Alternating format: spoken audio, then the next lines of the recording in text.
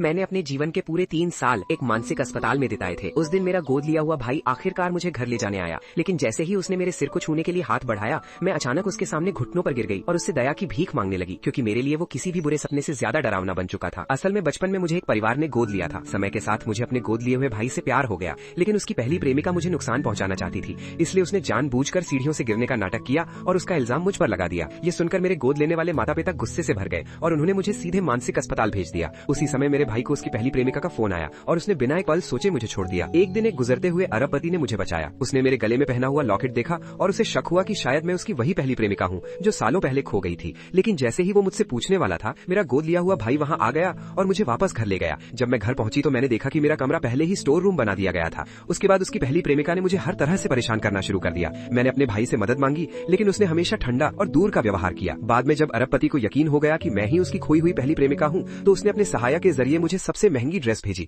और एक भव्य पार्टी में आमंत्रित किया। लेकिन जब मैं पार्टी में पहुंची तो मेरा पूरा गोद लिया हुआ परिवार वहां मौजूद था। जल्द ही किसी ने पहचान लिया कि मैंने जो ड्रेस पहनी थी वो अरबपति के निजी कलेक्शन की थी। ये सुनकर मेरे गोद लेने वाले पिता ने मुझे थप्पड़ मार दिया और मुझ पर चोरी का आरोप लगाया। मैं रोने लगी और अपने भाई से मदद मांगी, लेकिन उसने मुझ पर विश्वास नहीं किया। उसने मुझे सबके सामने घुटनों पर बैठकर माफी मांगने के लिए मजबूर कर दिया। जब मैं अपमान में घुटनों पर बैठी थी, लोग मुझे चोर कहकर मेरा मजाक उड़ाने लगे। तभी अचानक अरबपति वहां पहुंच गया। उसने सबके सामने घोषणा की कि मैंने जो कुछ भी पहना था वो सब उसका दिया हुआ उपहार था। ये सुनकर सभी लोग चौंक गए। उसने मेरे परिवार से कहा कि बिना सबूत के आरोप लगाने की कीमत चुकानी पड़ेगी। मेरे गोद लेने वाले पिता ने तुरंत उसकी पहली प्रेमिका को अरबपति से माफी मांगने के लिए कहा, लेकिन अरबपति ने साफ कहा कि वो उसे पहचानता तक नहीं है। उसी समय अरबपति ने मेरे परिवार के साथ अपने सभी व्यापारिक संबंध खत्म कर दिए और कहा कि अब वो कभी उनके साथ काम नहीं करेगा। ये देखकर मेरा परिवार घबरा गया और अरबपति से माफी मांगने लगा, लेकिन उसने कहा कि उन्हें मुझसे माफी मांगनी चाहिए। मजबूरी में उन्होंने मुझसे माफी मांगी, लेकिन अब मैं उनके साथ कोई रिश्ता नहीं रखना चाहती थी। मैंने तुरंत अरबपति से मुझे वहां से ले जाने के लिए कहा। मेरे गोद लिए हुए भाई ने मुझे रोकने की कोशिश की, लेकिन मैंने मना कर दिया, क्योंकि अब मैंने एक बेहतर रास्ता चुन लिया था।